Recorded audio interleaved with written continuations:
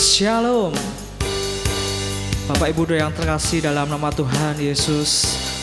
Pagi ini kita bersyukur kepada Tuhan karena kasih Tuhan, karena kemurahan Tuhan ada bagi setiap kita. Kita di tempat ini itu semua karena kemurahan Tuhan. Pagi ini kita akan datang kepada Tuhan lebih lagi. Kita akan memuji Tuhan, menyembah Tuhan lebih lagi. Untuk itu kita persiapkan hati kita. Kita persiapkan apapun yang menjadi bagian kita untuk menyembah Tuhan lebih lagi. Terima kasih Tuhan buat kasih-Mu Bapa. Terima kasih buat kasih setiamu yang selalu ada bagi setiap kami Tuhan. Pagi ini Tuhan kami ingin datang menyembah-Mu lebih lagi Tuhan. Urapi setiap hati kami Tuhan. Penuhi dengan urapan-Mu lebih lagi Tuhan. Mampukan setiap hati kami Tuhan. Terima kasih Tuhan. Layakkan setiap hati kami Bapa.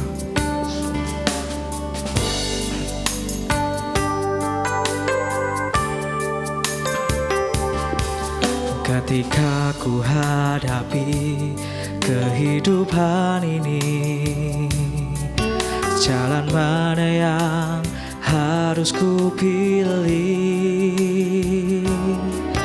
Ku tahu ku tak mampu, ku tahu ku tak sanggup. Hanya Kau Tuhan tempat jawabanku. Aku pun tahu ku tak pernah sendiri, sebab Engkau Allah yang menggendongku. Tangan-Mu membelaiku, cinta-Mu memuaskanku. Kau mengangkatku ke tempat yang tinggi.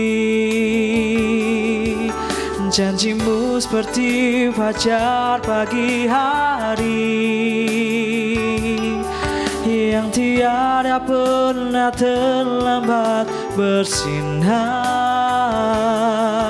Cinta-Mu seperti sungai yang mengalir, dan ku tak betapa dalam kasih-Mu. Bersama-sama pujikan. Ketika ku hadapi kehidupan ini, jalan mana yang harus ku pilih? Ku tahu ku tak mampu, ku tahu ku tak sanggup.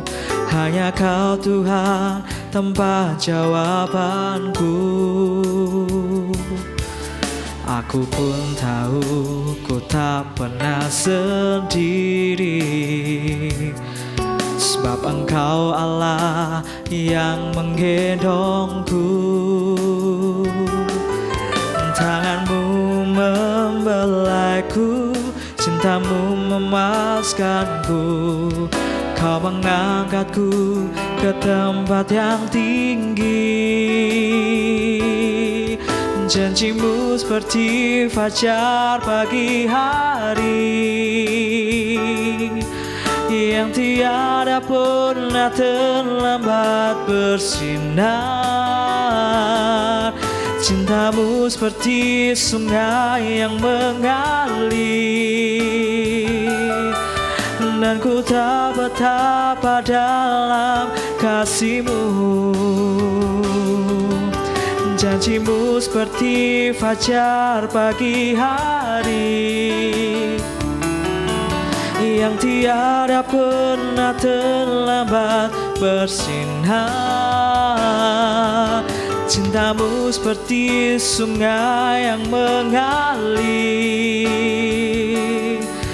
dan ku tak betapa dalam kasih-Mu. Janji-Mu seperti fajar pagi hari, dan tiada pernah terlambat bersinar. Cinta-Mu seperti sungai yang mengalir, dan ku tak betapa dalam kasih-Mu. ku tak betapa dalam kasih-Mu, dan ku tak betapa dalam kasih-Mu. Oh, janji-Mu seperti fajar. Oh,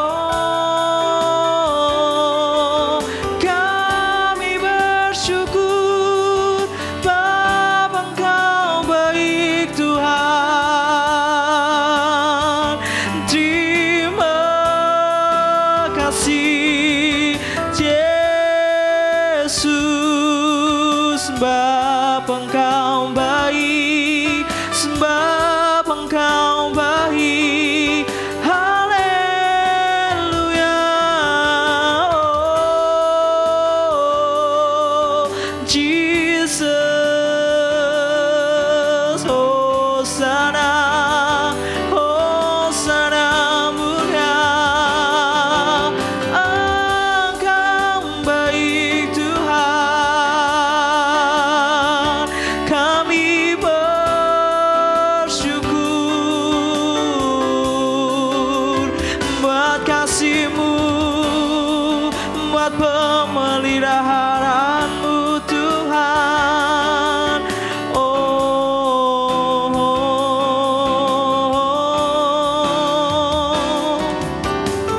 Jesus.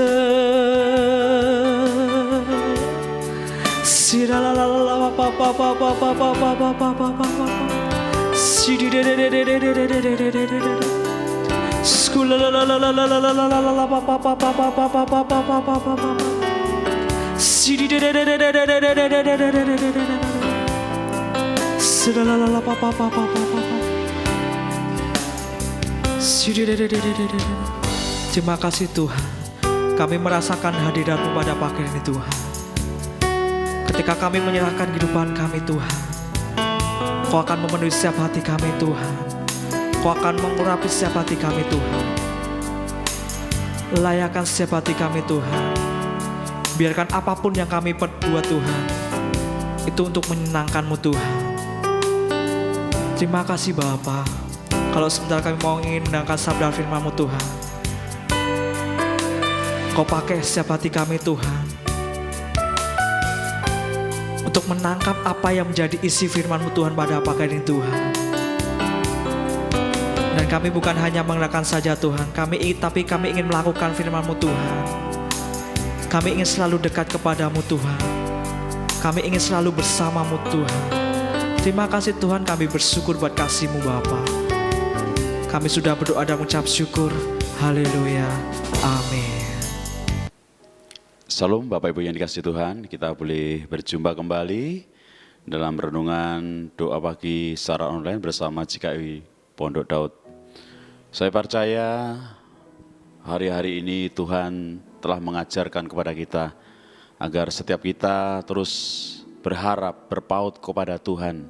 Dan sebelum kita akan melakukan aktivitas sepanjang hari, mari saya ajak Bapak Ibu Saudara untuk merenungkan kebenaran firman Tuhan, karena kita percaya dan yakin firman Tuhan itulah yang menjadi kekuatan bagi kita sekalian. Saudara, pada pagi hari ini saya akan berbicara tentang melayani itu adalah kasih karunia. Pembacaan pada pagi hari ini dalam Efesus pasal 3 ayat 1-13, demikianlah kebenaran firman Tuhan pada pagi hari ini. Rahasia panggilan orang-orang bukan Yahudi. Itulah sebabnya aku ini, Paulus, orang yang dipenjarakan karena Kristus Yesus, untuk kamu orang-orang yang tidak mengenal Allah. Memang kamu telah mendengar tentang tugas penyelenggaraan kasih karunia Allah yang dipercayakan kepadaku karena kamu, yaitu bagaimana rahasianya dinyatakan kepadaku dengan wahyu, seperti yang telah kutulis di atas dengan singkat.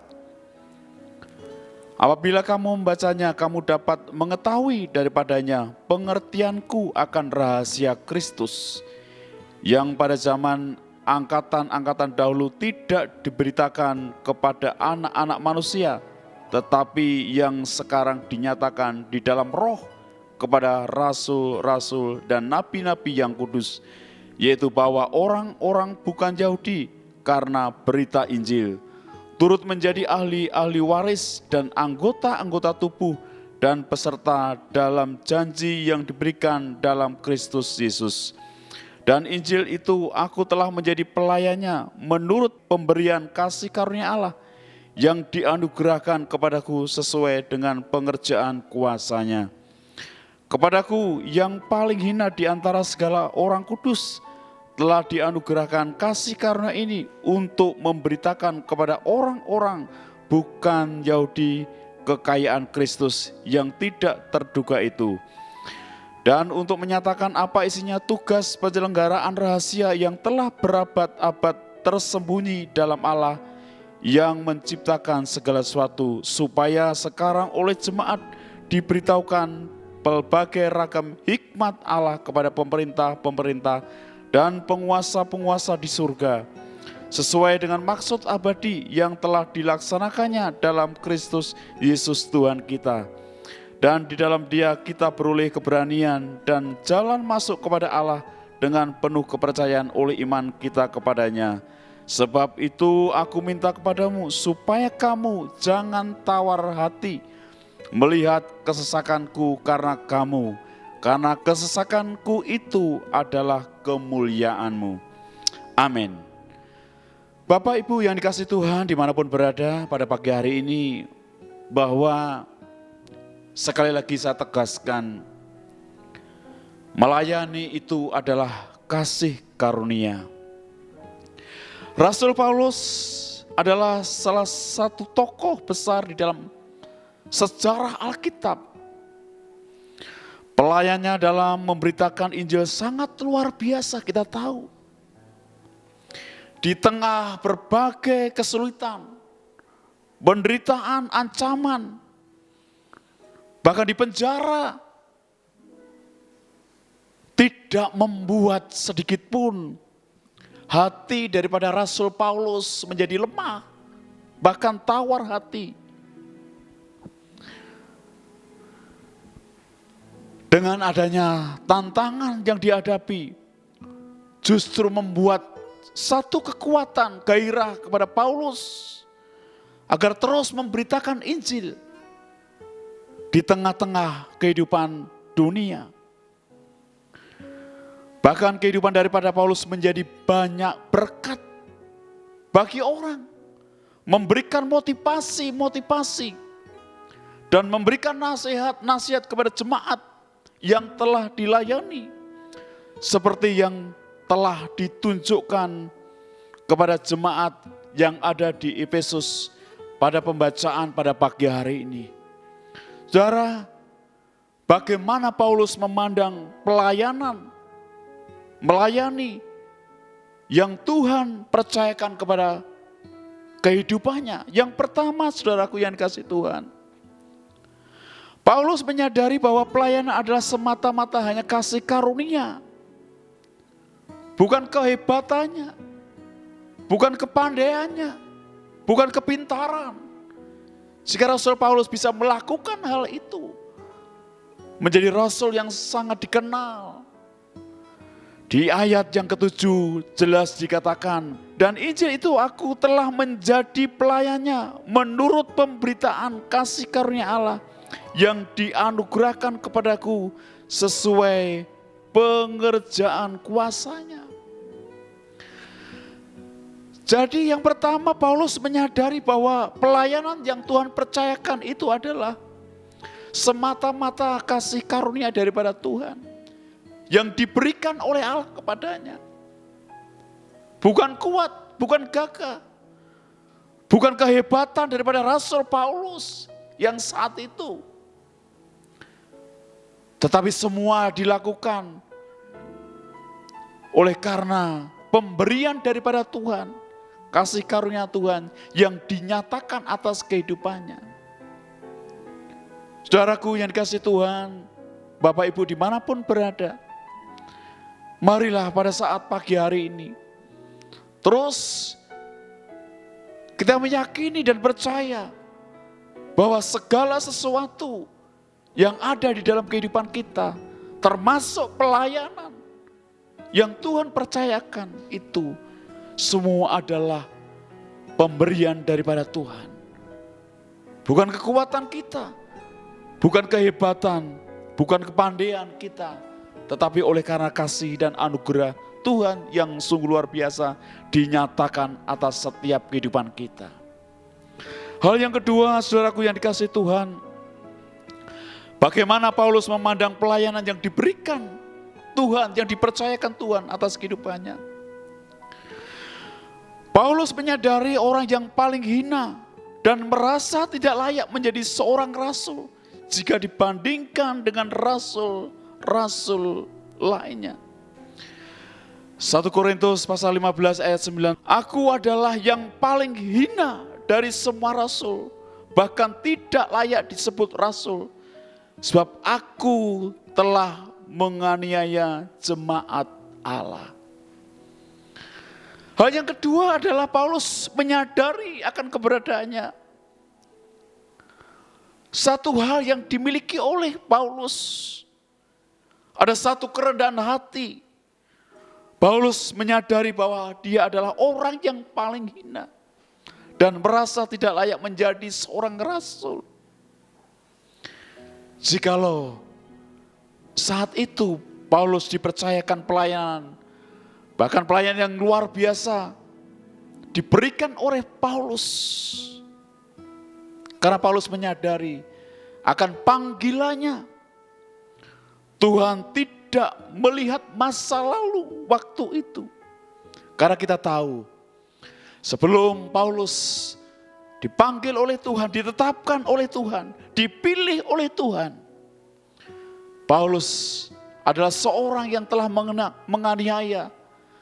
Paulus adalah seorang yang anti daripada Kristus Yesus. Banyak jemaat-jemaat Tuhan yang dianiaya, dibunuh oleh Paulus. Namun ketika Paulus berjumpa pribadi dengan Tuhan Yesus, maka semuanya itu dirubah oleh Tuhan. Sehingga Paulus menjadi rasul yang luar biasa. Saudaraku yang dikasihi Tuhan, Bapak Ibu dimanapun berada, dua hal inilah, bahwa melayani itu adalah kasih karunia. Paulus menyadari bahwa pelayanan adalah semata-mata pemberian daripada Tuhan. Yang kedua, Paulus menyadari bahwa dia adalah orang yang paling hina dan dia tidak layak menjadi sebagai seorang rasul. Maka demikian, saudaraku yang dikasihi Tuhan, percayalah, jikalau hari ini kita dipercayakan segala sesuatu, termasuk pelayanan yang ada, percaya, semua itu adalah kasih karunia daripada Tuhan yang Tuhan berikan atas setiap kehidupan kita. Untuk mengakhiri renungan pada pagi hari ini, 1 Korintus pasal 1 ayat 28, dan apa yang tidak terpandang dan yang hina bagi dunia untuk dipilih Allah, bahkan apa yang tidak berarti dipilih Allah untuk meniadakan apa yang berarti. Saudara, jikalau hari ini dunia memandang kita dengan rendah, tetapi Tuhan melihat akan setiap hati kita, Tuhan bisa merubah, Tuhan bisa memakai siapa saja, termasuk kehidupan Bapak Ibu. Ketika kita percaya mengandalkan Tuhan, lakukanlah, maka semuanya boleh berjalan oleh karena pertolongan daripada Tuhan. Kiranya renungan pada pagi hari ini boleh menjadikan berkat bagi kita sekalian. Selamat pagi, Tuhan Yesus memberkati kita sekalian. Amin.